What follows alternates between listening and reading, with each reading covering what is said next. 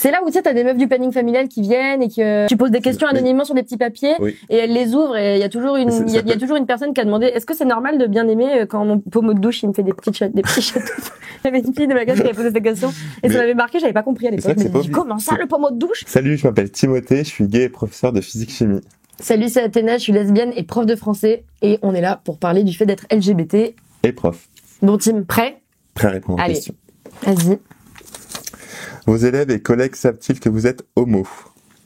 Moi, oui, je pense qu'il n'y a plus de secret. Les élèves le savent surtout par rapport au réseau, je pense, pour ceux qui me suivent. Et les collègues, au départ, ils savent pas. Il y a toujours un moment où ça arrive dans la discussion, tu vois. Oui, forcément. Genre, je parle de ma conjointe ou des trucs comme ça, donc forcément. C'est quelque chose que j'appréhendais un petit peu.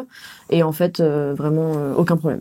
Non, c'est vraiment la même chose. Après, j'en parle pas forcément avec tous les collègues parce que je suis dans une cité scolaire, donc il y a beaucoup de professeurs. C'est vrai que j'ai déjà fait des repas avec mon copain et tout, donc ça n'a jamais posé problème, donc ouais, ils sont au courant. J'ai vraiment jamais eu de soucis par rapport à ça avec mes collègues, en tout cas.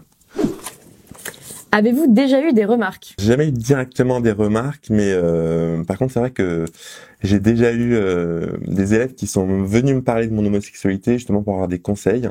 Et avant, pour être sûr de pouvoir en parler librement, ils m'ont demandé, voilà, par rapport à ce que j'ai vu sur les réseaux, j'ai cru savoir que vous étiez gay.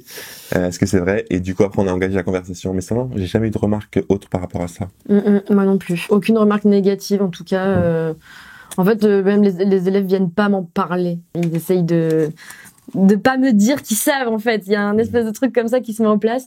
Et non, jamais de remarque, que ce soit de la part des élèves, de la part des collègues, de la part des parents. Jamais. C'est pas vraiment un sujet sur lequel on pense être abordé pendant une réunion parents-prof, par exemple. Ah oui, non. C'est vrai que ça serait un peu déplacé. Ouais, j'avoue. J'ai déjà eu une élève, je sais que souvent quand je passais à côté d'elle dans la cour ou quoi, elle disait « Ah, ce soir je vois ma crush !» Et ça me faisait beaucoup rire et en même temps je trouvais ça très mignon parce que je me dis elle me voit et elle essaie d'avoir une petite connivence parce qu'il y a ce truc qui nous rapproche, tu vois. C'est cool de se dire que voilà, elle peut le dire fort parce que je suis autour et je trouve que c'était très très mignon. En fin d'année, j'ai un élève qui est venu me voir en me disant merci. Et ça, je pense que ça restera dans ma mémoire pendant un bon moment. Au début, je comprenais pas. Il me dit, bah voilà, monsieur, je voulais vous dire merci. Il me dit, mais pourquoi? Bah parce que je vous suis sur les réseaux et je vois que vous vous sentez libre, vous assumez votre homosexualité et ça a beaucoup aidé. C'est vrai que nous, on n'a pas forcément eu ça dans notre scolarité et je comprends que ça puisse être hyper important pour les élèves d'avoir des modèles adultes de personnes qui sont LGBT et qui sont profs et qui incarnent l'autorité en fait. Je pense que c'est hyper important d'avoir ce genre de repères. C'est vrai que par rapport à l'époque où moi j'étais collégienne ou lycéenne, où il y avait genre le gay du lycée, la lesbienne du collège, j'ai l'impression quand même qu'aujourd'hui les élèves sont beaucoup plus out. Ils le disent beaucoup plus. Ou même, ils ont même pas forcément besoin de le dire, mais ils vont le montrer avec des accessoires, des sacs arc-en-ciel, etc. Des chaussettes arc-en-ciel aussi, j'ai eu. Et je pense que c'est bien, ça veut dire qu'on va dans la bonne voie et que l'école commence petit à petit à devenir un lieu où on peut vraiment être soi. C'est pas toujours évident dans le milieu familial de s'assumer, en extérieur aussi, et je me dis que si c'est pas à l'école, dans l'école, que les élèves peuvent être eux-mêmes, où est-ce que ça peut être? Donc en fait, je pense que les profs, ils ont aussi un rôle à jouer là-dedans.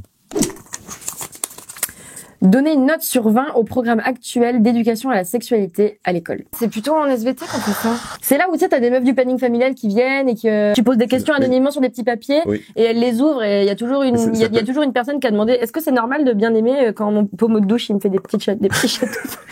Moi j'avais une fille de ma classe qui avait posé cette question et ça m'avait marqué, j'avais pas compris à l'époque. Mais comment ça le pommeau de douche? Je sais pas. En plus si on a une mauvaise note, on va se faire virer. Non, faut dire ce qu'on pense. Ok. 11 sur 20. Je pense que tous les élèves ne se reconnaissent pas forcément dans le cours de l'éducation à la sexualité.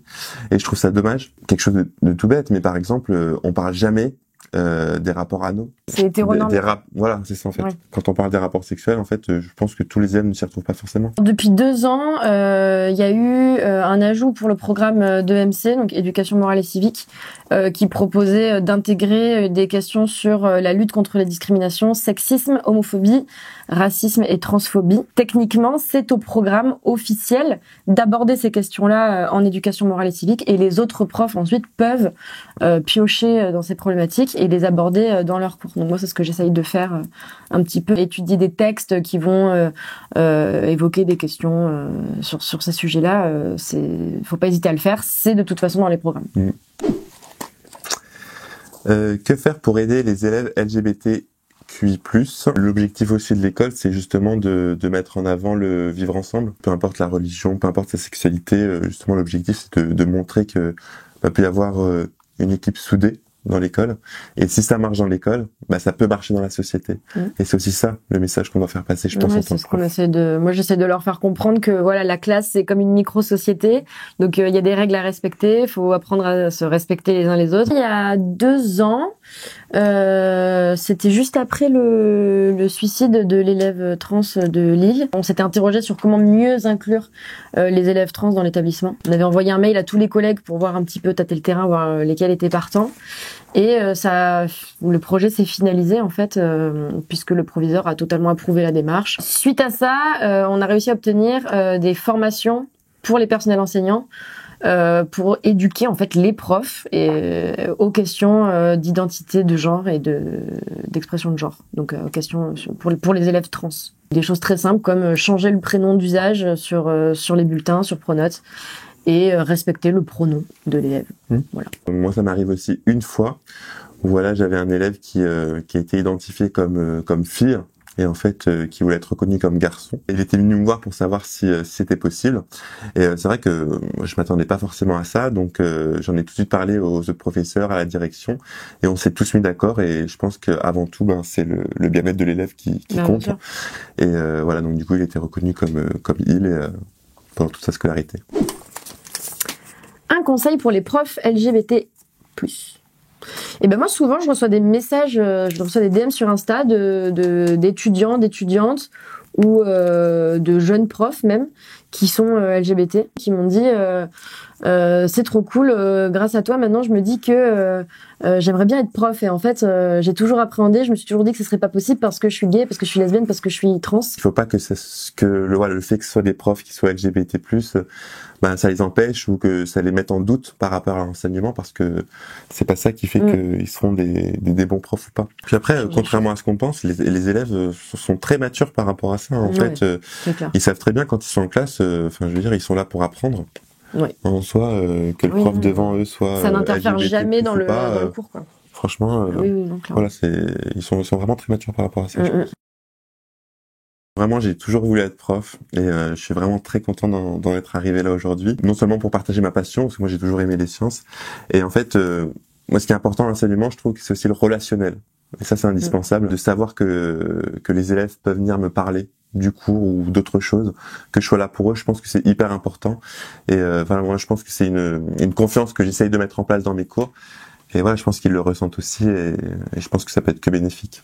Je suis très fière de me dire que on peut incarner ça en tant que prof, et ça permet aussi de déconstruire certains schémas et de montrer que oui, on peut être prof, on peut être lesbienne, on peut être féminine, on peut mettre du maquillage et quand même être lesbienne. Est-ce que tu es plutôt optimiste pour les futures générations? Moi, je suis optimiste et j'ai toujours cru à l'école de toute façon. Et je pense qu'on va dans la bonne direction. Je pense que aujourd'hui, la parole est donnée. Je pense que l'école, c'est l'endroit où on doit se sentir le mieux, on doit se sentir soi-même. Parce que si on peut pas le faire à l'école, c'est compliqué de le faire ailleurs. C'est vrai que c'est quand même l'endroit en plus où on passe le plus clair de notre temps quand on est ado, quoi. On y passe nos journées entières. On voit limite plus nos camarades que nos parents, quoi. Enfin, presque. Donc la moindre des choses, c'est quand même de s'y sentir bien, et le fait d'avoir une équipe pédagogique qui aille dans ce sens-là, c'est hyper important.